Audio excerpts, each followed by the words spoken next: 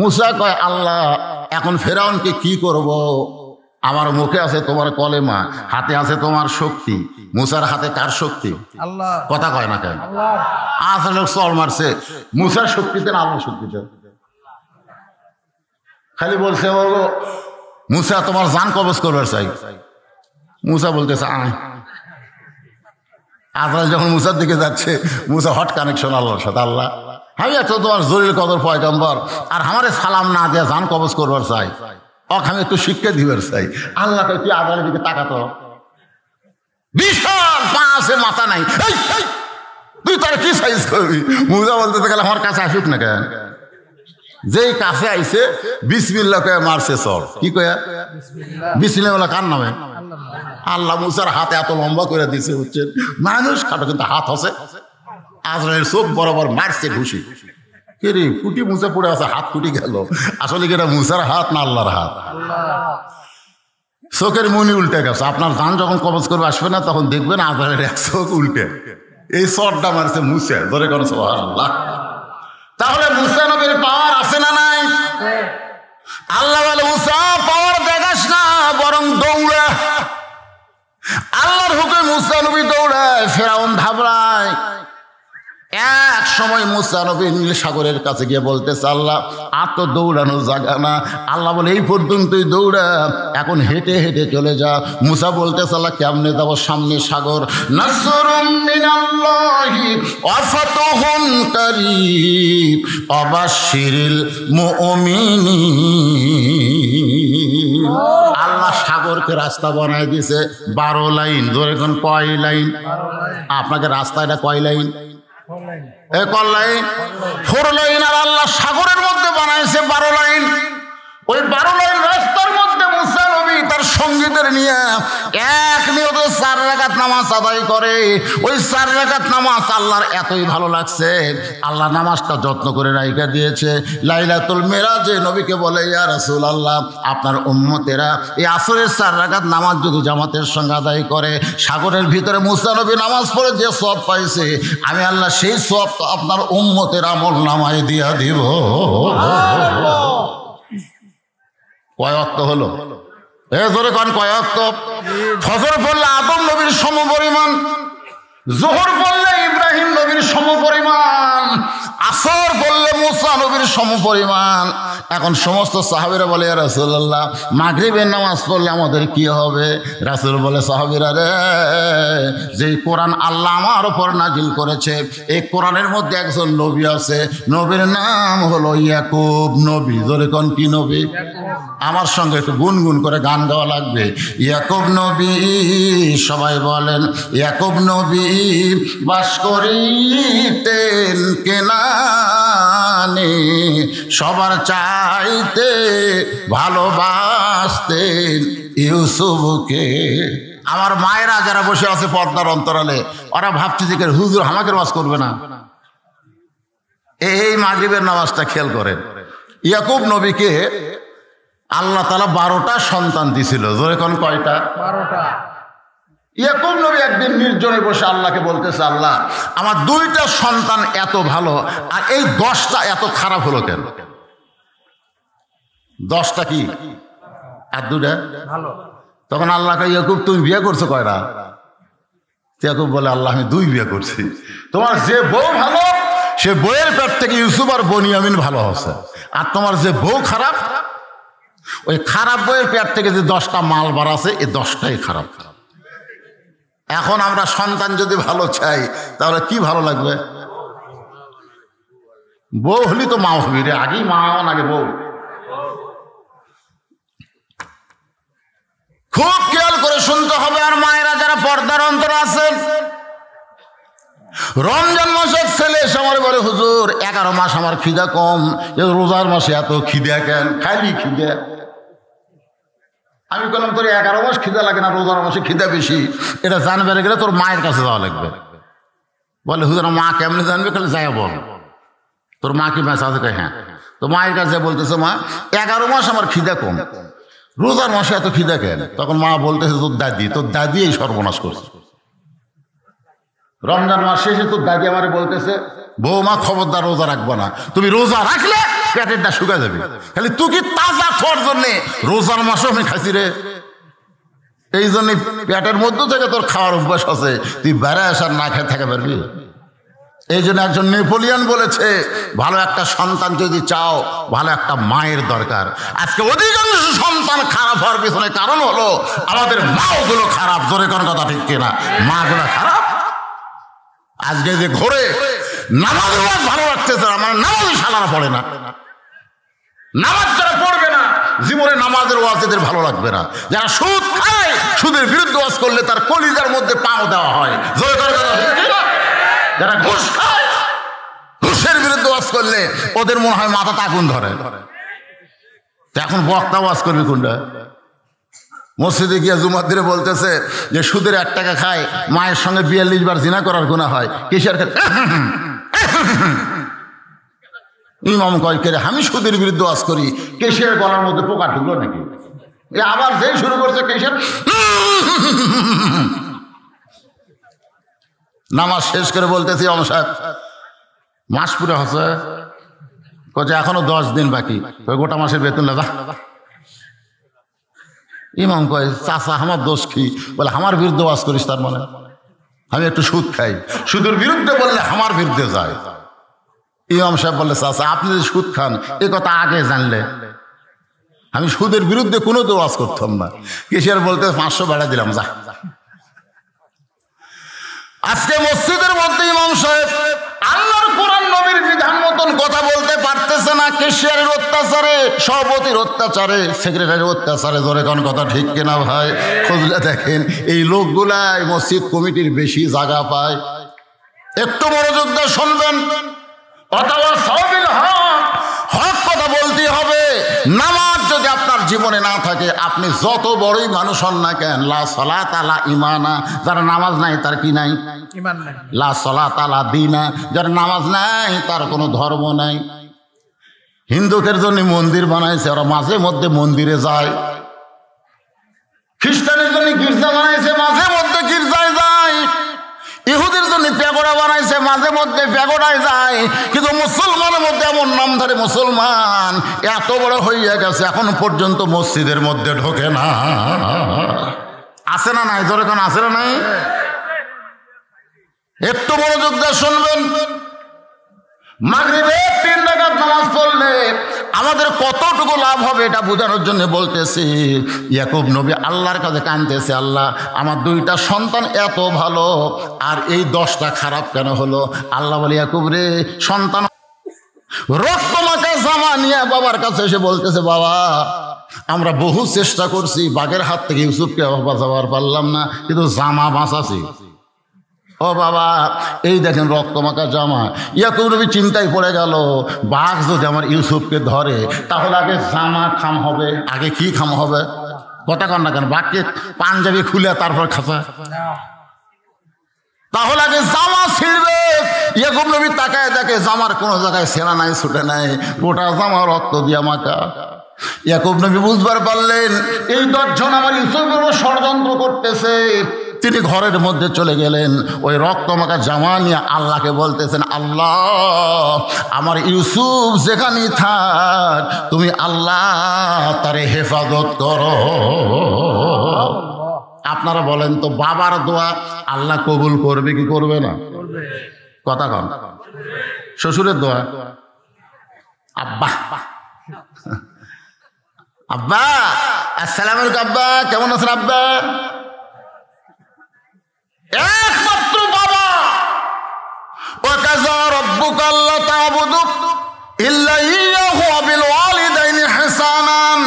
রে দুনিয়ার মানুষেরা শোনো, আল্লাহর পর তোমাদের সবচাইতে ইবাদত না, তোমাদের সম্মান পাওয়ার যোগ্য হলো তোমাদের বাপ মা। বাপ মার মনে যদি কষ্ট দিয়ে তুমি 5 ওয়াক্ত নামাজ পড়ো, তুমি রোজা করো, তুমি হজ করো, তুমি যাকাত দাও, বাবার মনে যদি উহু শব্দ উচ্চারণ হয়, তোমার একটা ইবাদত আল্লাহর দরবারে কবুল হবে না। জোরে কর না কেন? যারা ঠিক বলবি না এরা শ্বশুরও সম্মান দেয়। শ্বশুর লিয়ে দেখে আব্বা চা খান, দুধের চা না খান, লাল চা। আব্বা পেঁয়াজি খান, মুখের সামনে বাপ ঘরে, অথচ বাপরে কিছুই কয় না। একটু মনোযোগ দিবেন। ইয়াকুব নবী বাবা আল্লাহর কাছে বলতেছে, আল্লাহ আমার ইউসুফ রে তুমি হেফাজত করো। এখন বলেন তো, বাবার দোয়া সন্তানের জন্য আল্লাহ কবুল করে? দোয়া যদি কবুল করে তাহলে গড় দোয়া এটা করে না? আপনারা কারা কারা বাবার অন্তরে কষ্ট দিয়েছেন, বাবার মনে কষ্ট দিয়েছেন? এই সন্তানগুলো যদি এখানে থাকেন আর বাবা যদি মারা যায়, আপনি যতই চেষ্টা করেন আপনি জান্নাতের ঢপ দেখতে পারবেন, কিন্তু ভিতরে ঢুকতে পারবেন না। ঠিক। বাপ মায়ের মুখের দিকে তাকালে রহমতের নজরে ভালোবাসার দৃষ্টিতে আল্লাহ তার আমল নামে একটা কবুল হজের সওয়াব দেয়। জোরে করো সুবহানাল্লাহ। একটু মনোযোগ দিয়ে শুনবেন। মায়ের মনে কষ্ট দিয়েছেন। যেদিন সাধু বাড়ি ওয়াজ করতে আসি সেই দিন আমার মা মরে গেল। দাঁত থাকতে মানুষ দাঁতের মূল্য দেয় না, চোখ থাকতে মানুষ চোখের মূল্য দেয় না। বাপ মা যতদিন জীবিত থাকে সন্তান বুঝবার পারে না। বাপ মা যদি মারা যায় তখন বুঝবে তার মতন এতিম আর এই দুনিয়াতে কেউ না। আমার নাতি হোসাইন একদিন আমাকে মার সামনে, আমার মার সামনে আমাকে বলছে, এই বুড়া, আমাকে বলেছে বুড়া। আমার মায়ের সেই কান্দন ডাক দেয়, শোন আমি বাসা থাকতে তুই আমার ছেলের বুড়া করি কেন? তখন আমার এই নাতি হোসেন বলতেছে, এমনি এমনি কইছি, আমি বাসা থাকা অবস্থায় আমার সন্তান কেউ বুড়া হবে না। আমার মা যেদিন মারা গেছে সেদিন থেকে বুঝলাম এখন আমার বুড়া করে আর কোনো সমস্যা নেই, বাদী হওয়ারও কেউ নেই। কথা কন না কেন ভাই? একটু মনোযোগ দিয়ে শুনবেন। ইয়াকুব নবীর দোয়া আল্লাহ কবুল করেছে। ওরা 10 ভাই ইউসুফ রে কুয়ার মধ্যে ফেলা দিয়েছে। ওই রাস্তাতে বণিক যাওয়ার সময় তাদের তৃষ্ণা লাগছে পানি পান করার জন্য কূপের কাছে। আয়সা দেখে কূপের মধ্যে চাঁদের চাইতেও সুন্দর একজন ফুটফুটা বাচ্চা পড়ে আছে। সুবহানাল্লাহ। ইউসুফ নবী কেমন সুন্দর, আরে বাবা সেই সুন্দর। এখন ইউসুফ রে পানি পান না করে উঠানোর জন্য আরো ব্যস্ত হয়ে গেল। উপরে উঠে দেখে ওরে বাবা হাত বাঁধিয়েছে, পাও বাঁধিয়েছে, ওটি মরিয়া পচে যেত কিন্তু উঠতে পারতো না। এখন প্রত্যেকটা বণিক কয় আমি নিব, এত সুন্দর সন্তান আমি নিব, সবাই কয় আমি নিব। বণিকের সর্দার বলতেছে তাহলে এক টুকরা টুকরা করে ভাগ করি। তখন বলে টুকরা টুকরা করে ভাগ করে নিয়ে তো লাভ নেই। বণিকের সর্দার বলে তাহলে সবাই যখন নিবার চাও তাহলে এক বাজারে বিক্রি করি, এক বাজারে বিক্রি করে যে টাকা হবে সেই টাকা আমরা 10 জন ভাগ করে নেবো, অসুবিধা আছে? সর্দারের কথা বলে ইউসুফকে নিয়ে গেল বাজারে। মানুষ কিনা বেচা হয় সেই বাজারে ইউসুফ নবী। ওই বাজারে 2 জন খরিদ্দার ঘুরতেছে, একটা হলো নারী আর একটা হলো পুরুষ। নারীর নাম হলো জুলাইখা আর পুরুষের নাম হলো আজিজ মিসর। 25 বছর হলো বিয়ে করছে কিন্তু বাচ্চা হয় না। একটা মেয়ে মানুষকে আপনি 3 তালা বাড়ি করে দেন, 7 তালা বাড়ি করে দেন, কিন্তু কোলের মধ্যে একটা সন্তান যদি দিবার না পারেন, আপনি 10 ভরি সোনার মালার গলার দেন, ওই খালি কানবার বলবে এগুলো আমার দরকার নাই, আমি একটা বাচ্চা চাই। মেয়েরা হলো মাতৃত্বে খুশি। জোরে কোন কথা ঠিক কিনা? মা হবার না পারলে কি যে কষ্ট মেয়েদের হয়, সেই কষ্ট নিয়ে জুলাইখা ঘুরতেছে। ইউসুফের সামনে দাঁড়ায় জুলাইখা বলতে, স্বামী গো এই সন্তানটা আমার পছন্দ হয়েছে, একে আমি নিবার চাই, একে আমি। সঙ্গে সঙ্গে বণিকের সর্দার মুচকি মুচকি হাসতেছে। অন্য বণিক বলে হাসেন কেন? বলে মেয়ে মানুষ যখন কাউরে পছন্দ করে তখন তার দাম 10 গুণ বেশি হয়। মেয়ে মানুষকে নিয়ে যখন মার্কেটে যান না, যদি বলে এটা আমি নিব, দোকানদার বুঝবার পরে যা ইচ্ছে তাই দাম চাবো। দাম হলো 500, দাম চাই 5000। তখন মেয়ে লেখা 5000 টাকা হয়। তখন বলে আপা, যদি আপা ডাকে আর ভাবি ডাকে তাহলে বুঝছেন মরছেন, আর যদি চাচি বা খালা ডাকে তাহলে বুঝবেন কিছু ছাড় পাবেন। যদি বলে আপা ঠিক আছে আপনি 500 কম দেন, 500 দেবো না, আমি 1000 কম দেবো, 4000 এক পয়সা বেশি দিতে পারবো না। স্বামী খেলো ফোট কামড়ায় কয় 500 টাকা দাম রে। বউ কয় এই জন্যই তো তোমাকে আমি পাঠাই না, তুমি আলে 5000 টাকা লাগতো, আমার কারণে 1000 টাকা কমিয়েছে। দোকানদার কয় 3500 টাকা আমার লাভ আছে, 3500। মরদ মানুষ আপনি বউ নিয়ে মার্কেটে যান, আপনার শরম করে না? আমার বউরা মাঝে মধ্যে কয় আমার জিনিস একটা আমি দেখে শুনে কিনবার চাই, আমি বললাম মার্কেটে যাবা, ঘুতে খাবা। বলে ঘুতে কি? বলে মরদের মার্কেটে মেয়েরা গেলে পুরুষ মানুষ তো ঘুতে মারবেই। এখন নারীদের মার্কেটে যাওয়ার পরিবেশ নাই, কিন্তু যেদিন পর্দার আইন চালু হবে বাংলাদেশের মেয়েরা মার্কেট করতে পারবে। মেয়েদের জন্য মেয়েরাই দোকানদার, মেয়েরাই কর্মচারী, মেয়েরাই খরিদ্দার। জোরে কোন কথা ঠিক কিনা? অকরনা ফি বুয়ুতিকুন্না ওয়ালা তাবাররুজনা তাবাররুজাল জাহিলিয়াতিল উলা। বণিকের সর্দার বলতেছে 1 লক্ষ স্বর্ণ মুদ্রা। আজিজ মিশ্র কয় ইয়ার কি বড় মিয়া, এর দাম কোনোদিন এত হয়? জোরাইটা বলতেছে তোমার কোনো শক্তি নাই, পাওয়ার নাই। ইন্ডিয়ান হারবাল তো এখন বাংলাদেশ তখন নাই। তুমি একটা সন্তান দিবার পারলা না, একটা নিবার চাই 1 লক্ষ টাকা চাইছে বলে কি হয়েছে? তোমার কি টাকা নাই? এখন আজিজ মিশর বইয়ের পাল্লাই পড়ে ইউসুফকে 1 লক্ষ স্বর্ণ মুদ্রাকে কিনে জোলাইকার কোলে তুলে দিছে। জোলাইকা লালন পালন করতেছে। সুবহানাল্লাহ কোন আদর সোহাগদা জোলাইকা ইউসুফের লালন পালন করতে করতে এক সময় ইউসুফ সাবালক, একটা বালক সাবালক না হওয়া পর্যন্ত একজন পরপুরুষের কাছে ঘুম পাড়া জায়েজ নাই। আমার কথা কি বুঝলেন? একটা বালক সাবালক না হওয়া পর্যন্ত একটা পরপুরুষের কাছে ঘুম পাড়া, কথা জোরে কয় না রে। শয়তান হয়তো বলবে মিন শারিল ওয়াসওয়াসিল খান্নাস। আর মুখত হাত দিয়ে দেখবি মেয়া না মরক বোঝা যাচ্ছে না। আসলে না বালক কি বোঝা যাবে? দাড়ি নাই, মুছ নাই, তেল ঢালা মুখ। এই জন্যই একটা পরপুরুষের কাছে একটা নাবালক ঘুম পড়া যাবে না। রাতের অন্ধকারে ওরে বালিকা মনে করে কাম সারবার পারে। ওরে কথা কর না কেন? ইসলাম কত সুন্দর। এতদিন ইউসুফ নাবালক ছিল, আজকে বালেক, মোজ গলাইছে, দাড়ি গলাইছে। যখন যেইটা লাগবে আমার আল্লাহ সেইটা পুরুষকে দান করে দিবে। সুবহানাল্লাহ। 55 বছর বয়স একজন লোক আমার এলাকার দাড়ি মোছ নাই। আমাকে বলে হুজুর আল্লাহ আমার দাড়ি মোছ দিল না, যেখানে যাই সেখানে হক না বালক পাই। হুজুর আপনি তো দোয়া করেন আল্লাহ যেন দাড়ি মোছ দেয়। আমি বললাম তোর নাই দেখে তুই দাড়ি মোছের জন্য কান্দিছিস, আর কতকগুলো শয়তানকে আল্লাহ দিছে, তারপরে ওরা রাখে না। এরকম আসে না? নাই, চাপা ডেবে গেছে ভাই, চাপা ডেবে গেছে। তারপর সেলুন যে বলতেছে নামিয়ে দে। রে তোর ভিতরে মুখ দাঁত নাই রে বুড়ে, তুই যতই দাড়ি কামা তোকে আর জুয়ান মনে হবে। তোর কপালত ভাঁজ পড়ে গেছে। পুরুষ মানুষ আর মেয়ে মানুষ। আমার এক মেয়ে বলে হুজুর আমার স্বামী খুবই সুন্দর, আমার স্বামীকে নিয়ে যখন বাইরে যায় প্রত্যেকটা মেয়ে মানুষ আমার স্বামীর দিকে তাকায়, আমার খুবই খারাপ লাগে। আমার স্বামীর দিকে কোন মেয়ে মানুষ তাকাবে, এটা আমার পছন্দ হয় না। এই বিপদ থেকে বাঁচার জন্য হুজুর দোয়া পড়েন। আমি বললাম কোনো দোয়া নাই, তোমার স্বামীকে চাচা বানান লাগবে। আমার কয় হুজুর কোন কি স্বামীরে কোনদিন চাচা বানান যায়? আরে চাচা বানাবার করছি, আমি চাচা বলবার করছি। চাচা বানাবার গেলে তুমি যেভাবেই হোক তোমার স্বামীর মুখে দাড়ি রাখার ব্যবস্থা করো। ও স্বামীর হাত পাও ধরে দাড়ি রাখার ব্যবস্থা করছে। এখন দাড়ি 4 আঙ্গুল হয়ে গেছে। বউ স্বামী নিয়ে ঘরে, একটা মেয়ে মানুষ তাকায় না। যারা আগে তাকাচ্ছিল তারা সালাম দেখায়, চাচা কেমন আছেন? যখন বলবে চাচা শয়তান মাঝখান থেকে তখন পালায় আসা। তাহলে পুরুষ মানুষের দাড়ি রাখার দরকার আছে না নাই? এখন আছে না নাই? ইউসুফ নবীর দাড়ি গলাইছে, মুখ গলাইছে।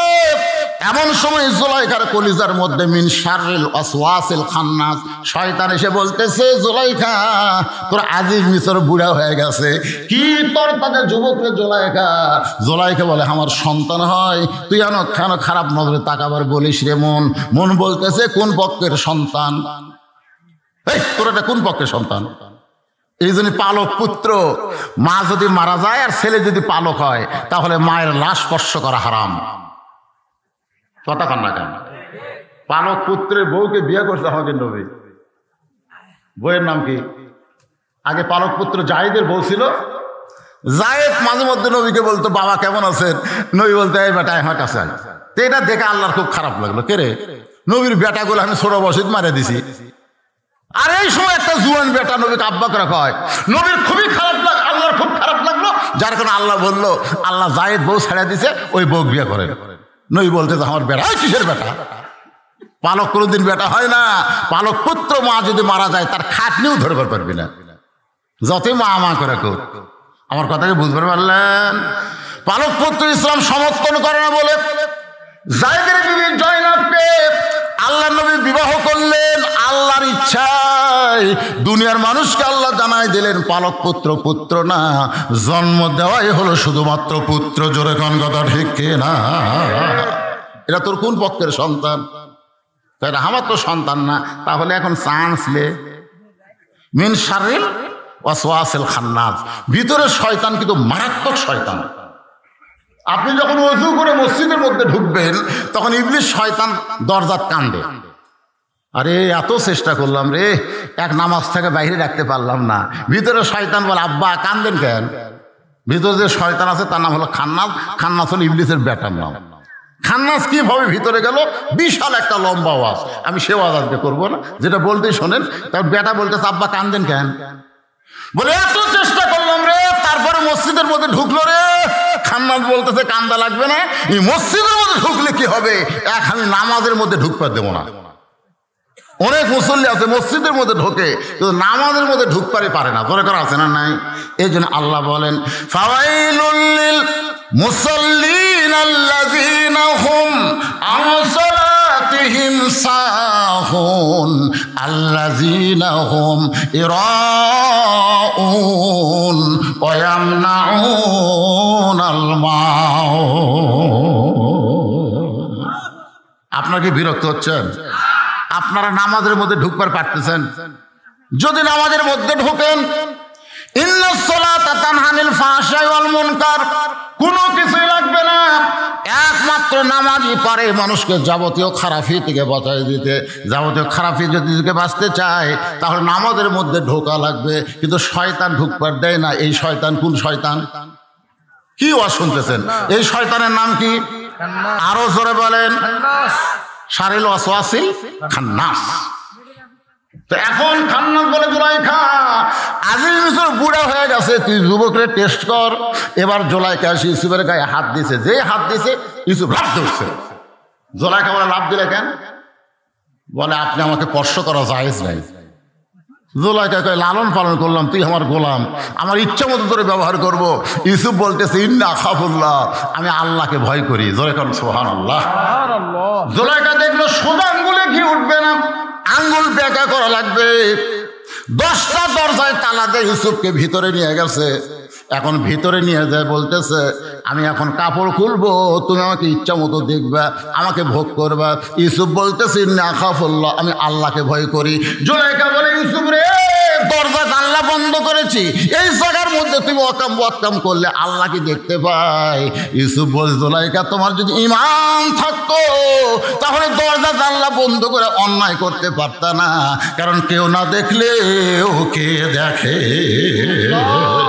আজকে আমাদের বাংলাদেশে দরজা জানলা বন্ধ করে অন্যায় হয় কি হয় না? জোরে কোন হয় কি হয় না? আপনি কি মনে করেন কে দেখতেছে? ইউসুফ বলতেছে আমি চলে যাবো। জুলাইখা বলে উপায় নাই, তালা লাগাইছি আর চাবি আছে আমার হাতে। ইউসুফ আলাইহিস সালাম আল্লাহর ভয় নিয়ে যখন তালার কাছে যায়, চাবি ছাড়াই তালাগুলো খুলে যাচ্ছে।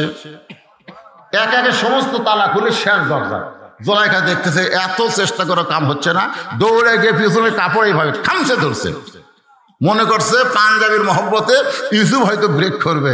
আপনারা বলেন তো, যার কলিজায় আল্লাহর ভয় তার কি পাঞ্জাবির মহব্বত হয়? আমাকে কলিজায় কার ভয়? তাহলে জুতার মহব্বত কেন? মসজিদের দরজাত গেলে আপনি চিন্তা করেন জুতার দরজাত থমো না ভিতরে নেব, দরজাত থমো। যে জুতা পরে গোটা শেরপুর আপনি ঘুরেছেন, জুতার তলা নাফাক হয়ে গেছে। জোরে করে কথা ঠিক না? সেই নাফাক জুতা নিয়ে আপনি পাক মসজিদের মধ্যে ঢুকতেছেন, হাতত নেন আর দেখা নিলেন, ওর তলা কি নাফাক না?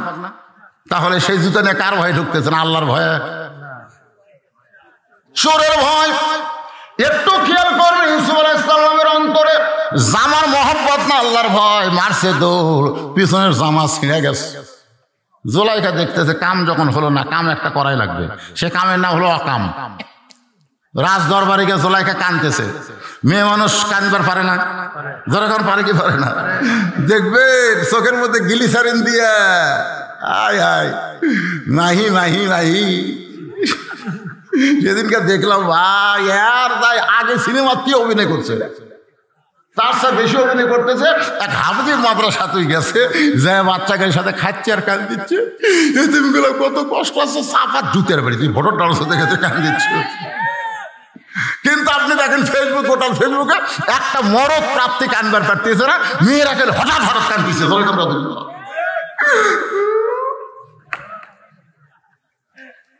আপনার কাছে এসে আপনার বউ কান দিচ্ছে, আপনি বলতেছেন কাকু কান্দো কেন? হ্যাঁ তোমাকে জান্নাত যাওয়ার চাইছিলাম গো, হলো না। এই কয় আর কান্দে, আর ফ্যান বন্ধ করে দেয়, পাকা দিয়ে বাতাস করে। স্বামী কয় কারেন্ট আছে, পাকার বাতাস কেন? বলে কারেন্ট তো আমার শত্রু, এই কারেন্ট থাকার কারণে আমি তোমার খেদমত করা জান্নাত যেমন সেটা হচ্ছে না। আমি সেই জন্য কারেন্ট বন্ধ করতে পাকার বাতাস করতেছি।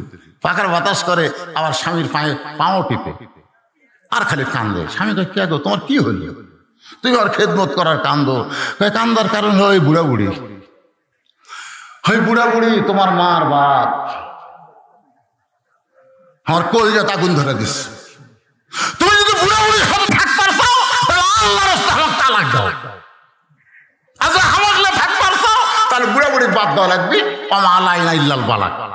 এখন তুমি বলো কোনটা আমল করবে? স্বামী এখন চিন্তা করতেছে, তুই অভিনয় করতেছ, চল্লাকাল বউ রাস্তার ঘুরতে ধরে, এই মরদ মানুষ, তুই ছাড়া দিলে সকালে বিকালে বিয়ে করো, মরে গেলে তো সবাই বলবে ভাগ্য ভালো রে, জোয়ান বয়সে বউ মরছে, ধরে কোন কথা নেই।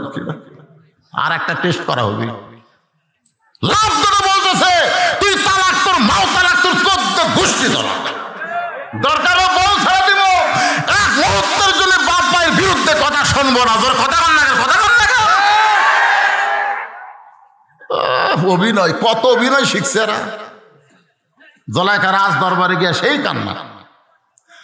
রাজ দরবারে বিচারক গুলো বলে, ওগো প্রধানমন্ত্রীর বিবি জোলাইখা, আপনি এমন করে কান্দেন কেন? জোলাইখা বলতে যে বহু কষ্টে আমার ইজ্জত বাঁচাইছি, বহু কষ্টে, বহু কষ্টে আমার ইজ্জত বাঁচাইছি। ইসু আমাকে অ্যাটেন্ড টু ধর্ষণ, মানে ধর্ষণ করবারই চাইছিল, কেন বহু কষ্টে আমার ইজ্জত বাঁচাইছি, আমি ওই ধর্ষকের বিরুদ্ধে বিচার চাই। সমস্ত বিচারক বলে জোলাইখা কোনো টেনশন করবেন না, বিচার হবে, কোনো তদন্ত না করে। পরদিন সকালবেলা ইউসুফকে নিয়ে আইছে রাজ দরবারের বিশাল আঙ্গিনায়, হাজার হাজার মানুষ দেখ পারাইছে। সবাই চিন্তা করতেছে যাই মা হয়ে লালন পালন করলো, সেই মাকে যে বদমাই ধর্ষণ করবার চাই, ওর চেহারা খালি একবার যায় দেখবো। এই দেখার নিয়তে সবাই এসে দেখে পূর্ণিমার চাঁদের চাইতে সুন্দর একজন যুবক আসামের কাঠগড়ায় দাঁড়িয়ে আছে। সবাই বলতেছি এত সুন্দর একজন সুপুরুষ, ওই বুড়ি ধর্ষণ করবি?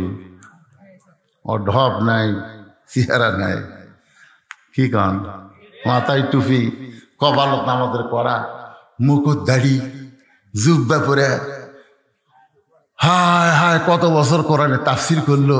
এই মানুষ আমার ধর্ষক, এই মানুষ আবার নারী নির্যাতন, এই মানুষ আবার বাড়ি ঘর পুড়ে দেয়।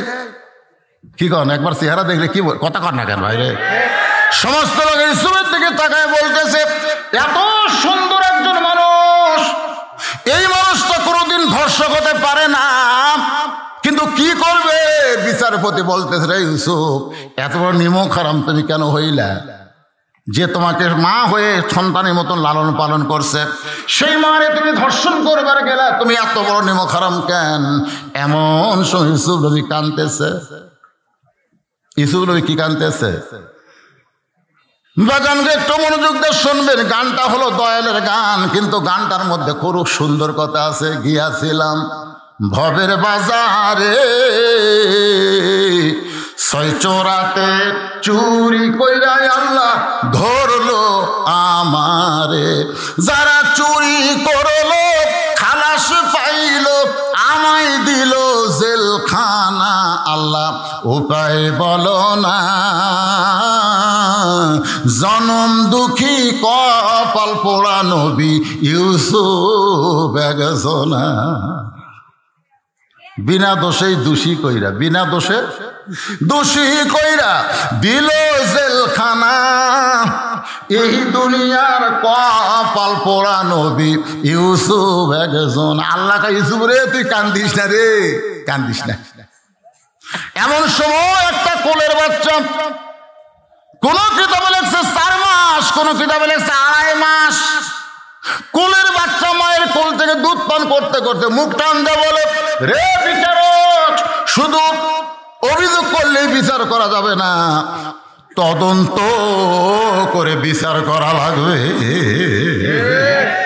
কেউ যদি আমার বিরুদ্ধে আপনাদের অভিযোগ করে যে এতগুলো টাকা নিয়ে বক্তা কি করে, অভিযোগ করতে পারে কি পারে না? আল্লাহর নবী হাইরে না খায় না খায় কলমার দাওয়াত দিছে রে, আরে আরে এতগুলো টাকা নেয়।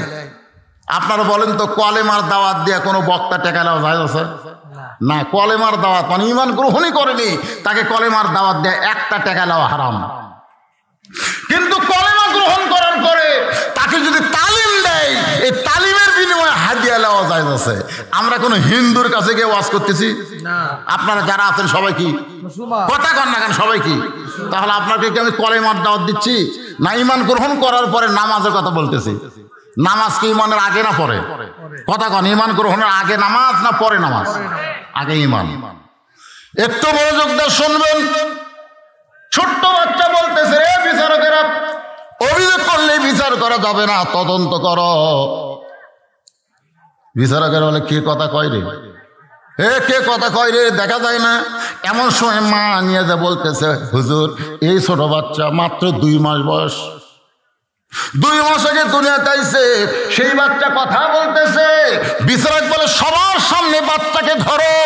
এবার বাচ্চার উপর করে ধরেছে, এইভাবে উপর দিকে বাচ্চা বলতেছে, তদন্ত করে দেখো ইউসুফের জামার সামনে যদি ছেড়ে তাহলে ইউসুফ দোষী, কারণ জুলাইখাকে ধরবার গেছিল, জুলাইখা বাঁচার জন্য জামার সামনে ছিঁড়ে ফানাফাট করে দিছে। আর যদি পিছন দিকে ছেড়ে যায় তাহলে বুঝবা জুলাইখা দোষী, কারণ ইউসুফ অন্যায় করবে না, পালাবার চায়, আর জুলাইখা তাকে জোর করে আটকাবার চায়। এখন তদন্ত করে দেখো তো জামার সামনে ছেঁড়া না পিছনে ছেঁড়া? না না না, তদন্ত করবে। আর বিচারকেরা সবাই তদন্ত করতেছে।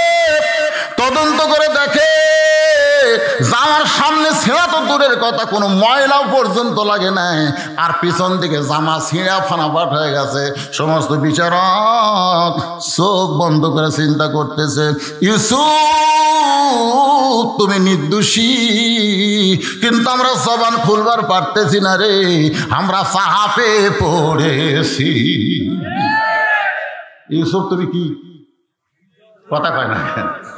কারণ সামনে কি কিছুই হবে না, আর পিছন দিকে ছেড়ে গেছে রে। ইউসুফ রে তুই নির্দোষী রে, কিন্তু আমরা জবান খুলবার পারতেছি না রে ভাই, আমরা সাপত পড়েছি রে।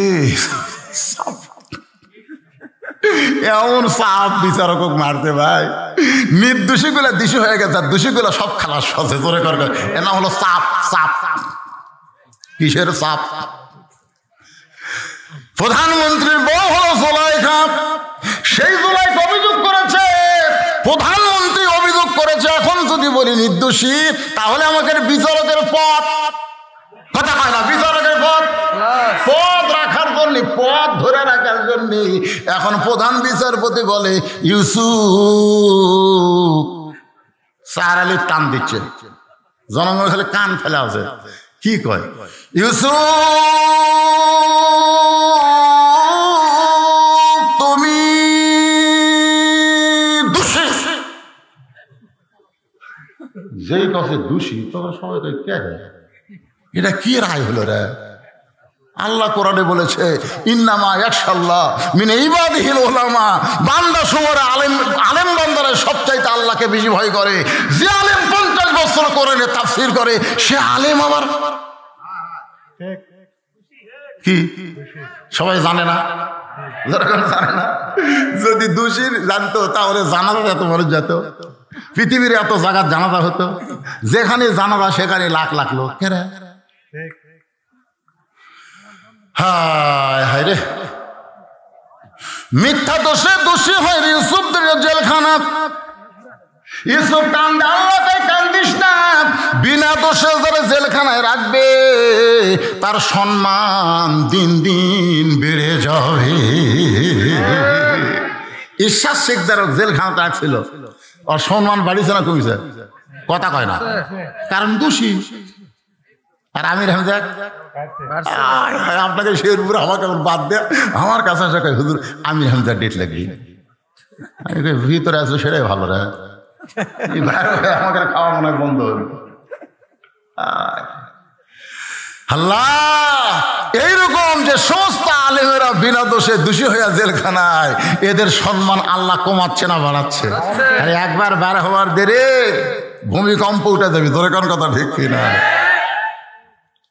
এই ছেলেরা তোমরা নামাজের শুনবা না, খাড়া গেছে হতে পারো, এ ফাঁকা হচ্ছে তো, এখন ভিতরে আসো। বেনামাজিরা সব চলে গেছে, এ শালারা যাওয়াই ভালো, কারণ আপনি বিশাল ধানের ঠিক দেখতেছে। লাভ কি? লাভ কি রে?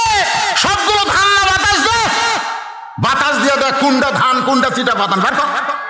বিশাল একটা ফ্যান এনে বাতাস শুরু করছে, চিটা পাতান সব উড়ে উড়ে যায়। এ থাকবো না, ধানের মতনই তো ঢপ, থাকিস না কেরে? ভিতরে মাল নাই, ভিতরে দানা নাই রে, যারকে দানা নাই এই শালারা কোনোদিনও নামাজের ওয়াজ শুনবি না। জোরে কোন কথা ঠিক না? কারণ নামাজ নেই, বেঈমান। ওয়াজ শুনেন তবে যারা মাগরিব এসে পড়েননি, আজ থেকে নিয়ত করেন আমি ওয়াজ করছি যে মসজিদের উন্নয়ন। মসজিদের উন্নয়ন হলো মসজিদকে সুন্দর করলে হবে না, এই মসজিদে মুসল্লি হওয়া লাগবে। জোরে কোন ঠিক? সেই সাইজ মসজিদ। আমি এশা নামাজ পড়লাম তো কি ঢপ, মসজিদের মেম্বরের দিকে তাকার দিকে কলজে ভরে গেল, যা একবারে এই গ্রামের মধ্যে এই সুন্দর একটা মেম্বর বানাচ্ছে। আল্লাহ মসজিদ যেমন সুন্দর, এই গ্রামের প্রত্যেকটা পুরুষকে তেমন সুন্দর মুসল্লি হিসাবে কবুল করো। জোরে কোন আমিন, জোরে বল আল্লাহুম্মা আমিন। আল্লাহর বান্দারা একটু মনোযোগ দেন, মাগরিবের 3 রাকাত নামাজ আমরা কেমনে পাইলাম এটা বলতেছি। এই বলার মধ্যে পুরুষ এবং নারী দুইজনের ওয়াজ চলতেছে। জোরে কোন কথা ঠিক কিনা? জুলাইখা কি নারী, ইউসুফ কি? এখন বাংলাদেশে পুরুষ নির্যাতনের আইন নাই, নারী নির্যাতনের আছে। হ্যাঁ, আপনি সত্যি করে বলেন, আপনার যারা আমার সামনে বসে আছেন, যারা বিয়ে করছেন তাদেরকে আমি বলতেছি, আপনি ভালো আছেন না নির্যাতনের মধ্যে আছেন? হায় রে, সুন্দর করে ডাকতেছি, রোকেয়া কথা কয় না। কে গো লক্ষ্মীটি, রোকেয়া খাতুন কথা কয় না। তৃতীয়বার যখন ডাকছি, কে গো কি হলো, কথা কি? এমন ভাবে চিল্লা উঠছে, মরদ মনের ভয়ে 8 গ্লাস পানি খাচ্ছে। ধরে কোন কথা ঠিক কিনা? কাহিলে বাহিরে প্রধানমন্ত্রী নারীরা রে, প্রত্যেকটা বাড়িতে একটা করে প্রধানমন্ত্রী হচ্ছে। ধরে কোন ঠিক কিনা ভাই? আমার মায়েরা যারা পর্দার অন্তরালে মনে কষ্ট নিয়েন না, ইউসুফ নবী এই জেলখানা থেকে মুক্ত হলেন খাদ্যমন্ত্রী, এক সময় প্রধানমন্ত্রী, এমন সময় ওই 10 ভাই, জোরে বলেন কয় ভাই? ওই 10 ভাই ইউসুফের সামনে দাঁড়ায় বলে, যাবো না, বড় কষ্টে আপনার কাছে আইছি। ইউসুফ বলতেছে, তোমরা কে গো? তোমাকে তো খুব ভালো দেখতে লাগছে, খুবই সুন্দর লাগছে, তোমরা কে গো? বলে, আমাদের বাড়ি হলো কেনান দেশে, আমাদের বাবার নাম হলো ইয়াকুব নবী, আমরা 10 ভাই খাদ্য নেওয়ার আশায় আপনার সামনে দরখাস্ত লিখেছি।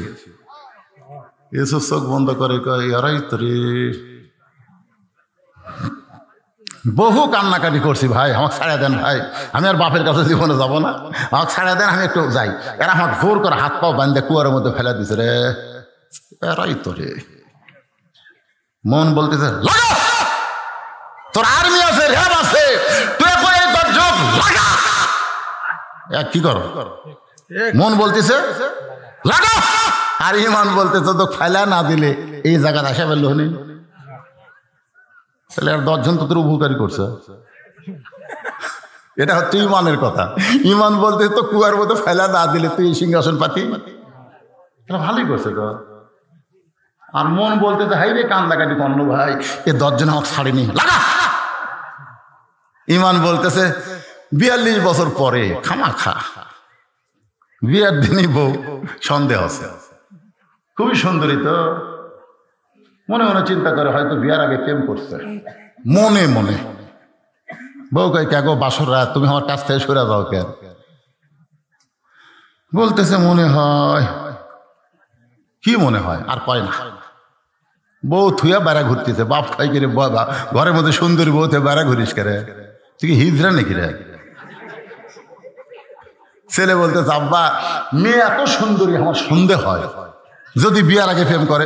আরে পাগলা, বিয়ার আগে করছে? বিয়ার আগে কয় মেয়ে প্রেম করেনি? সবাই করছে রে পাগলা। তোর সাথে যে বিয়ে হবে জানে না, যারা অন্য কারোর সাথে যদি করেই থাকে, বিয়ার পরে যেন না করে সেই মহব্বত কর যা। ওই বাপ মায়ের কথা শুনে এসে ঘরের মধ্যে ঢুকে বউ সেই মহব্বত শুরু করছে। মহব্বত করতে করতে 42 বছর হচ্ছে, ছেলে হচ্ছে, লাতি লুৎকুর মেয়ে হচ্ছে, নাতি নাতনি হচ্ছে। 42 বছর পর বাপ মদন মরে গেছে, ওই পুরানো ব্যারাম আবার মাথা চানা দিয়েছে, পুরানো ব্যারাম আবার মাথা চানা দিয়েছে। যা বলছে তোকে আমি তালাক দেব। বউ কয় কেন? বলে বিয়ার আগে প্রেম করছিস। তো বিয়ার আগে প্রেম করছিস, বিয়ার আগেই তালাক দাও, বিয়ার দিনেই তালাক দাও। এত বছর সংসার করার পরে কেন? এরা স্বাধীনতার শত্রু, স্বাধীন হওয়ার পরে এদেরকে সাইজ করো, জোরেগণ ঠিক কিনা? লাতি লুৎকুর হওয়ার পরে কেন? তার মানে গন্ডগোল। তার মানে কি?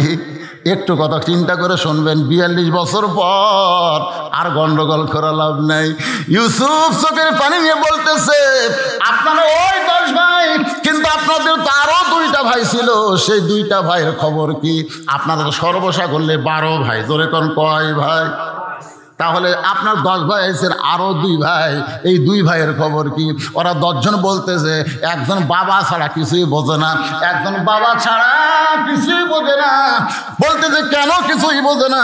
কারণ আমাদের আর একটা ভাই ছিল, যে ভাইকে বাঘে খাওয়ার পর বাবা কানতে কানতে অন্ধ হয়ে গেছে, এখন অন্ধ বাবার লাঠি হয়েছে ওই বনিয়ামিন, আর ইউসুফকে বাঘে খাইছে। শালারা এত বছর পরেও মিথ্যাই বলতেতে পারে। আসলে যাদের মিথ্যা কথা দেওয়া রাজনীতি, তারা কোনোদিন আর সত্যি কথা বলা পারবে না।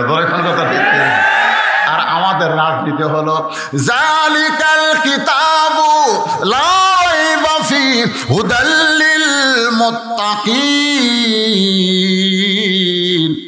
আল্লাহু আকবার। ইউসুফ বলতেছে ভাগে গেছে, তাহলে আমি কে?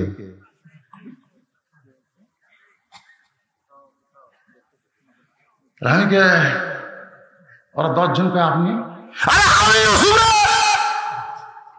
হাতটা বান্ধে কুয়ার মধ্যে ফেলে দিল, মনে নাই? ওরা 10 জনকে আমরা যাই, যাওয়ার দরকার নাই, তোরা যা, আমি তাই না, যা তোদেরকে মাফ করে দিলাম। বহু ঘটনা, মাগরিবের 3 রাকাত নামাজ কেমনে পাইলাম, এটা বলার জন্য আমি তড়ি ঘড়ি করে আপনাদের সামনে বলতে যে ভাই, ইউসুফ নবীর সঙ্গে ইয়াকুব নবীর মিলন হবে। ইন্নামা আমওয়ালুকুম আওলাদুকুম ফিতনা। আল্লাহ কোরআনে বলেছেন তোমাদের সম্পদ আর সন্তান হলো তোমাদের বিপদের কারণ। এত বছর পরে ইউসুফ ইয়াকুব নবীর দিকে আসতেছে, ইয়াকুব নবী 2খানা হাত বাড়ায় দিছে। আল্লাহ বলে ইয়াকুব রে, যে আল্লাহ আমি ইউসুফ রে তোর কোলে ফিরাই দিলাম, সে আল্লাহ শুকরিয়া কি তোর মধ্যে নাই? সঙ্গে সঙ্গে ইয়াকুব নবী শুকরিয়া তার 2 রাকাত নামাজ পড়ে। পিছনে সে ইউসুফ আলাইহিস সালাম বাবার নামাজ পড়া থেকে আর 1 রাকাত নামাজ যোগ করে দেয়। এই সর্বসাকুল্যে 3 রাকাত নামাজ যদি কেউ আদায় করে, আল্লাহ বলে হাবিব গো, এই 3 রাকাত মাগরিবের নামাজ যদি কেউ আদায় করে, ইয়াকুব ইউসুফের সম পরিমাণ সওয়াব আমি আল্লাহ তাকে দান করে দিব। বাকি থাকলো কয় ওয়াক্ত? ঈসা আলাইহিস সালামকে কিন্তু আল্লাহ মারেনি, ঈসা আলাইহিস সালামকে কিন্তু আল্লাহ মারে নাই। বর্তমানে 4র্থ আসমানে, জোরে বলেন কোথায়? মনোযোগ দিয়ে বলেন কোথায়? 4র্থ আসমানে ঈসা আলাইহিস সালাম। আল্লাহ যখন দুনিয়া থেকে ঈসারে নিয়ে যায়, আপনারা বলেন তো, এই যে ইহুদি যারা বাইতুল মুকাদ্দাসকে ধ্বংস করতে চায়, এই ইহুদি কারা? আমাদের আহলে হাদিসের কিছু ভাইরা ইহুদিদের বলতেছে যে আকীদা ভালো, দেখবেন ইউটিউবে দেখবেন কতগুলো শয়তান ইহুদির পক্ষে দেখেন কিভাবে কথা বলতেছে। ইহুদিরা নাকি নবী। হায় রে, ইহুদি কে রে? অনেকে বলতেছে বনি ইসরায়েল ইহুদি না। ইহুদি হচ্ছে ঈসা আলাইহিস সালামকে যারা নবী বলে স্বীকার করেনি তারাই হচ্ছে ইহুদি। জোরে কোন কথা ঠিক না? এরা মুসা পর্যন্ত মানে, ঈসা যার মানে না, এরাই হলো ইহুদি। এখন ইহুদিরা বাইতুল মুকাদ্দাসকে ধ্বংস করতে চায়। একটু খেয়াল করবেন, সেই ইহুদিরা ঈসা নবীকে হত্যা করার জন্য ঈসার বাড়ির চারিধারে ঘেরাও করছে। আমাদের নবী যখন হিজরতে যাবে সেই রাত্রে যেমন কাফেররা ঘেরাও করছিল, ঈসা নবীর বাড়িও সেইভাবে ঘেরাও করছে। ঈসা বলতেছে আল্লাহ এখন কি করব? আল্লাহ বলতেছে কোনো চিন্তা নাই, দরজা দিয়ে তোমাকে বার করব না, ঘরের তালা ফাঁকা করে তোমাকে আসমানে নিয়ে আসবো। করে কোন সুবহানাল্লাহ। নবী বলতেছে আল্লাহ চারিদিকে লাঠি সোটা দিয়ে কাফেররা ঘিরে ধরেছে, আমি কি করব? আল্লাহ বলতেছে দরজা খুলে আপনি বার হয়ে যান। আমাদের নবীকে বের হবার কইল, আর ঈসারে বলতেছে আপনাকে চতুর্থ আসমানে নিয়ে আসবো। তার মানে বোঝা গেল আমাকে নবী পিটন খাক এটা আল্লাহ চায়। লাঠি সোটালে দাঁড়িয়ে আছে বাইরে হন, তার মানে কি? মানে পিঠে মারুক। আর ঈসাকে বললেন কোনো টেনশন নাই, ওরা চারিদার ঘুরতেছে, আমি আপনাকে নিয়ে আসবো। একটা ঘরের ছাদ ফাঁকা করে চতুর্থ আসমানে নিয়ে গেছে। ঈসা আলাইহিস সালাম বলতেছে আল্লাহ দুনিয়াতে মানুষ যায় মরার জন্য। একটা মারাত্মক আছে এখানে আপনাদের খেয়াল করা লাগবে। দুনিয়াতে মানুষ যায় কিসের জন্য? কথা কয় না রে ভাই, কিসের জন্য? তাহলে আমরা দুনিয়াতে এসেছি কি বাঁচার জন্য না মরার জন্য? তাহলে আমাদের মৃত্যু হবে কার জন্য? আমরা বাঁচবো কার জন্য? মাশাআল্লাহ। নামাজের ওয়াজ হচ্ছে, বাঁচা মরার ওয়াজ হচ্ছে। এখন একটা কুরবানি, এখানে কি অনুসুখী, নামাজের পরে কুরবানি। এই কুরবানিটা কি? আর সালাতু খায়রুন মিনান নাম শোনার পরে আপনার জন্য কুরবানি কি? প্রথমে দৌড়ে যা নামাজ পড়বেন, প্রথমে ল্যাপের হতে উঠে থাকে নামাজ, এই ওযু করাটাই কুরবানি রে। শীতের দিনে ঠান্ডা পানি ল্যাপ তোষক ছাড়া বিশাল কুরবানি। কুরবানি মানে হলো ত্যাগ করা, তোষককে লাথি মারা, ল্যাপ হাত দিয়ে ফেলে দেওয়া। আর সালাতু খায়রুন নাম শোনার পরে আমার জীবনে যে সবচাইতে বড় কুরবানি হলো তোষকের লাথি দিয়ে ল্যাপরে ফেলে দিয়ে ঠান্ডা পানিতে ওযু করে মসজিদ দিকে রওনা দেওয়া। এর চাইতে বড় কুরবানি গরু কুরবানি না। গরু কুরবানি সুদের উপরেও দেয়, দেয় না? আমাকে এলাকাতে এক লোক বলতে হুজুর, হ্যাঁ আচ্ছা আমি একটা কুরবানি দেবো, এক শিং লড়তেছে আর এক শিং ভালো আছে, কুরবানি হবি? আমি কইলাম কে ভাই এখন কত বাজে? দেখছে আসরের সময় হচ্ছে। হুজুর তুই কি জোহরের নামাজ পড়ছো? না নামাজ পড়িনি। তুই কুরবানি শিং লড়া খাড়া এরা দেখছিস, তোর তো কুরবানি হবে না রে। কারণ আগে আল্লাহ নামাজের কথা তারপরে কুরবানির কথা বলতেছে। এখানে আল্লাহ বলে দিয়েছে যার নামাজ নাই তার কুরবানিও নাই। কারণ যার নামাজ নাই তার কুরবানিও নাই। এখন আপনি নামাজে হয়ে বেনামাজের সাথে কুরবানি দিচ্ছেন, আপনার কুরবানি হবে না। কারণ একজন মুসলমান একজন কাফের ভাগা কোনোদিন কুরবানি হয় না। এখানে কুরবানি মানে শয়তান আপনাকে ধোঁকা দিবে। সবচেয়ে বড় ইবাদতের নাম হলো নামাজ। যে ইবাদত সম্পর্কে রাসূল বলেছেন আসসালাতু মিরাজুল মুমিনিন, যখন মুমিনরা নামাজ পড়বে ওই নামাজ তাকে দুনিয়া থেকে আল্লাহর আরশ পর্যন্ত পৌঁছায়া দিবে। ঈসা বলতেছে আল্লাহ দুনিয়া থেকে আসলাম, আল্লাহ আমার কি মৃত্যু হবে না? আল্লাহ বলতেছেন হবে। শুধু একজনই মরবে না, তিনি কে? সবাই একটু বলেন না, কারণ আমি শেষ করে দিব তো, আর কি বেশিক্ষণ ওয়াজ করবো, তাই সবাই একটু জবান খুলে বলেন একজনই মরবে না, তিনি কে? আল্লাহ। তাছাড়া সবাই মরবে, কিন্তু মরার চিন্তা আছে? চাল চলন দেখলে কি মনে হয়? আজান শোনার পরে মসজিদের ধার দিয়ে ঘাড় কাত করে বাড়ির দিকে যায়, ওর চাল চলন দেখলে কি মনে হয় তুই মরবি? আল্লাহ রাসূল বলেছেন এক ওয়াক্ত নামাজ পড়ার পরে আর ওয়াক্ত নামাজ তুই পড়তে পারবে কিনা এই গ্যারান্টি কোনো মানুষ দিতে পারবে না। জোরে কোন কথা ঠিক কিনা? একটু চিন্তা করে শেষের কথাগুলো শুনবেন। ওয়াজের শেষ পয়েন্ট আমি কথা বলতেছি, এশার নামাজ নিয়ে বাজান একটু মনোযোগ দিয়ে শুনবেন। শুধুমাত্র আল্লাহ ছাড়া আল্লাহ কোরআনে বলেছেন কুল্লু মান আলাইহা ফানিউ ওয়া ইয়াবকা ওয়াজহু রাব্বিকা যুল জালালি ওয়াল ইকরাম। এমনকি যে আজরাইল আমাদের জান কবজ করে ইও কিন্তু মরবে। আপনাদের কি মনে হয় আজরাইল খাই মারবি না মরবে? আজরাইল বলতেছে আল্লাহ আর কেউ নাই। আল্লাহ বলে ভালো করে দেখ, ভালো করে দেখ আছে। আজরাইল না আল্লাহ আর কেউ নাই, তো আমি তন্ন তন্ন করে খুঁজেছি আল্লাহ কেউ নাই। আল্লাহ বলতেছে তুই কে?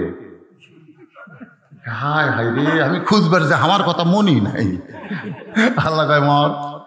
আপনি মারেন না, তুই যে হবে জান কবজ করছিস, তোর জানটা তুই সেই হবি কবজ কর। আজরাইলকে আল্লাহ আমার জান শেষে আমার কবজ করা লাগবে, এটা আগে করে এই দায়িত্ব আমি নিতাম না। আমি যে করা হোক আপনার কুদরতি পা ধরে হলো এই মানুষ মারার দায়িত্ব আমি নিতাম না। ঈসা বলতেছে আল্লাহ আমার মৃত্যু কখন হবে? আল্লাহ বলে ঈসা রে তোমাকে আবার দুনিয়াতে প্রেরণ করা হবে। ঈসা বলে নবী করে আবার প্রেরণ করবেন। আল্লাহ বলে নবী না, বিশ্ব নবীর উম্মত করে তোমাকে দুনিয়াতে প্রেরণ করব।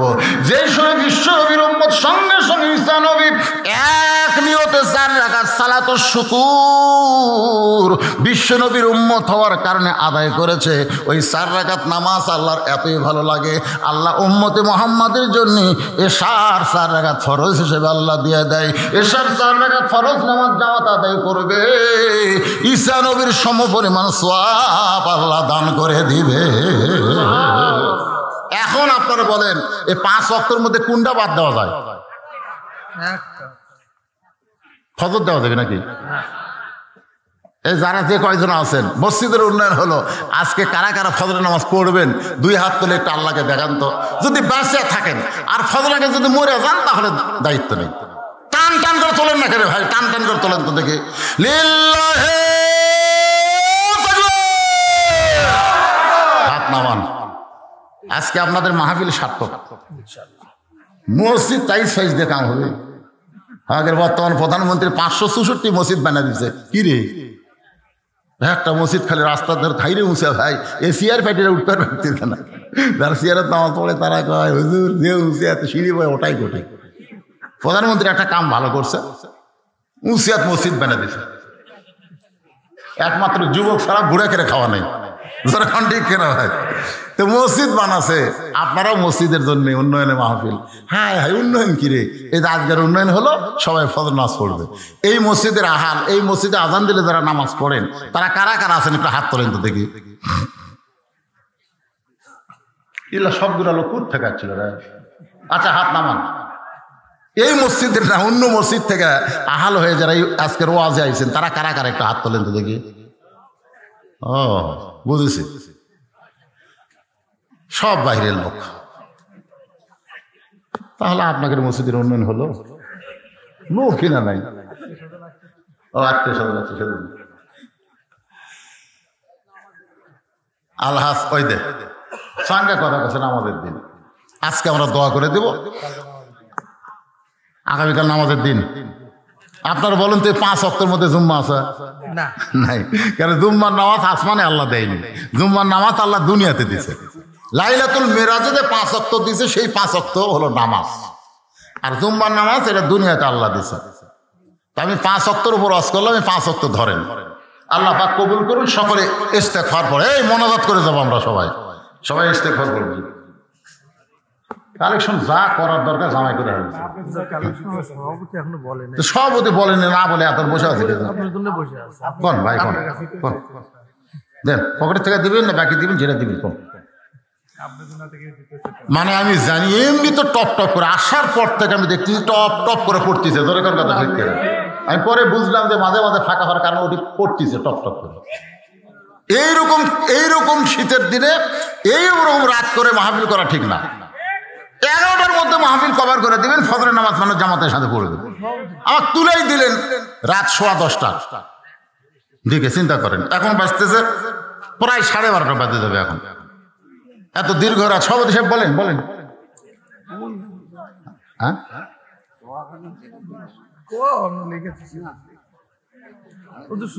তাহলে আপনারা তার দেখে দিলেন কেন? উনি বলতেছে বলার দরকার নাই। মানে যেটা দরকার, আমরা যেখানে ছিলাম, যে ঘরে আমরা ইমামের ঘর, ইমামের ঘর করছে নাকি যেখানে আমরা ছিলাম, কত দেওয়াল হয়নি এখনো। হ্যাঁ, তো ইমামের ঘরটা আপনি করে দেন, যেখানে আমি এতক্ষণ ছিলাম বাবুরে রেস্ট করলেন। তো বাহিরে করেন আর যেখানে করেন সেখানে আমরা ধরুন আপনি ঘরটা করে দেন। কয়েক লক্ষ টাকা আল্লাহ দেয়নি আপনি? আল্লাহুম্মা আমিন। আল্লাহুম্মা আনতাস সালাম ওয়া মিনকাস সালাম তাবারাকতা ইয়া যাল জালালি ওয়াল ইকরাম। কঠিন শীতের ভিতরে টপ টপ করে নিয়র পড়তেছে, এত কষ্টের পরেও যারা কোরআনের বাগান ছাড়লো না, জান্নাতের বাগান যারা ছাড়ে নাই, আল্লাহ তাদের সকলকেই জান্নাতি কবুল করো। এই মাহফিলের শুরু থেকে শেষ পর্যন্ত যতটুকু আলোচনা হয়েছে আল্লাহ, এর মধ্যে যদি ত্রুটি হয়, ভুল হয়, মাফ করে দিও। যা হাদিয়া মঞ্জুর করো। সোনার মদিনায় নবী পাকের রওজা মুবারকে আল্লাহ তুমি কবুল করো। তামাম আম্বিয়ায়ে কেরাম, আসহাবে কেরাম, তাবিনে কেরাম, তাবিনে কেরাম, তামাম পৃথিবীর মাটির নিচে যত মুমিন মুমিনা শুয়ে আছে আল্লাহ সকলের আরওয়াহ পরে হাদিয়া কবুল করো। আল্লাহ তোমার মসজিদের জায়গা দিয়া, মসজিদ নির্মাণ করার ভিতর দিয়ে অনেকেই দুনিয়া থেকে চলে গেছে আল্লাহ, এই মসজিদের ওসিলায় তাদের কবরকে জান্নাতের টুকরা বানিয়ে দাও আল্লাহ। আল্লাহ আমরা যারা হাত তুলেছি, আমাদের ভিতরে যাদের জনম দুঃখনী মা এই দুনিয়া থেকে চিরদিনের জন্য বিদায় নিয়েছে আল্লাহ, আমি সহ যাদের মা কবরে গেছে, মেহেরবানি করে মায়ের কবর জান্নাতের টুকরা বানায় দাও। বাবার বাড়িঘর সবই আছে, কিন্তু যাদের বাবা আজকে অন্ধকার কবরে এতিম হয়ে গেছে আল্লাহ, মেহেরবানি করে বাবার কবরকে জান্নাতের টুকরা বানায় দাও। আলহাস মোকাল্লেম হোসেন আমারে বারবার বলেছে, হুজুর আমার বাপ মার জন্য দোয়া করবেন। আল্লাহ তার বাপ মার কবর জান্নাতের টুকরা বানায় দাও, মসজিদের পাশেই তাদের কবর। আল্লাহ তার সন্তানকে কোরআনের হাফেজ আলেম কবুল করো। মসজিদের সভাপতি, মসজিদের সহসভাপতি, মসজিদের কেশিয়ার, মসজিদের সেক্রেটারি, মসজিদের সদস্য, আজকে ভিতরে বাহিরে যারা দান করলো, মাহফিলে দান করলো, মাহফিলের বাহিরে আল্লাহ যারা দান করেছে আল্লাহ সকলের দানগুলোকে কেবলমাত্র জান্নাতের জন্য কবুল করো। আমার মা বোনেরা পর্দার অন্তরালে বসে বসে শুনেছে আল্লাহ, আবেদা সালিহা পর্দা নিজে কবুল করে মা ফাতেমার চরিত্র দান করো। আমি অসুস্থ, আমার মতো যারা অসুস্থ মানুষ আজকের মাহফিলে হাত তুলেছে আল্লাহ, সুস্থতার নিয়ামত তাদেরকে দান করে দাও। ফিলিস্তিনের মুসলমানকে আল্লাহ তুমি হেফাজত করো আল্লাহ, ফিলিস্তিনের মুসলমানকে তুমি হেফাজত করো আল্লাহ। আল্লাহ আগামী 7 তারিখে নির্বাচন হবে। আজকের মাহফিলের সম্মানিত প্রধান অতিথি, তিনি মাহফিলের ব্যাপারে যদিও আসতে পারেন নাই কর্মব্যস্ততার কারণে, কিন্তু সর্বাত্মক চেষ্টা করেছে আলহাজ মুজিবুর রহমান মজনুকে আল্লাহ তুমি তার গলায় সম্মানের মালা পরায় দিও আল্লাহ। আল্লাহ মেহেরবানি করে যেমন নেতৃত্ব দিলে আল্লাহ জনগণ উপকার পাবে, তেমন নেতৃত্ব তাকে দেওয়ার তৌফিক দিয়ে দাও আল্লাহ। আল্লাহ আমরা যারা হাত তুলেছি, কে কোন নিয়তে হাত তুলেছি আল্লাহ, সকলের নেক নিয়ত নিরাশাকে তুমি কবুল করো। অশান্তির আগুন থেকে বাংলাদেশকে তুমি হেফাজত করো। বাংলাদেশের সামনের দিকে কালো মেঘ দেখা যাচ্ছে, না জানি ঝড় হয়, না জানি বৃষ্টি হয়। আল্লাহ আমরা গরিব দেশ আল্লাহ, আমরা সকলে মিলেমিশে মহব্বতে যেন বসবাস করতে পারি, সেই তৌফিক আল্লাহ আমাদেরকে দান করে দাও আল্লাহ। আয় আল্লাহ তাআলা, কত মানুষের জানাজার নামাজ আমরা পড়েছি, এই 2 হাতে কত কবরে আমরা মাটি দিয়েছি। একদিন আমরা সবাই মরে যাব, যেদিন আমাদের মৃত্যু হবে দিনটা যেন জুমার দিন হয়, মাসটা যেন রমজান মাস হয়। ইমানের সাথে ইজ্জতের সাথে দুনিয়া থেকে বিদায় নেওয়ার কালে আমাদের জবানে তুমি জারি করে দিও লা ইলাহা ইল্লাল্লাহু মুহাম্মাদুর রাসূলুল্লাহ সাল্লাল্লাহু আলাইহি সাল্লাম। আসসালামু আলাইকুম ওয়া রাহমাতুল্লাহি ওয়া বারাকাতুহু।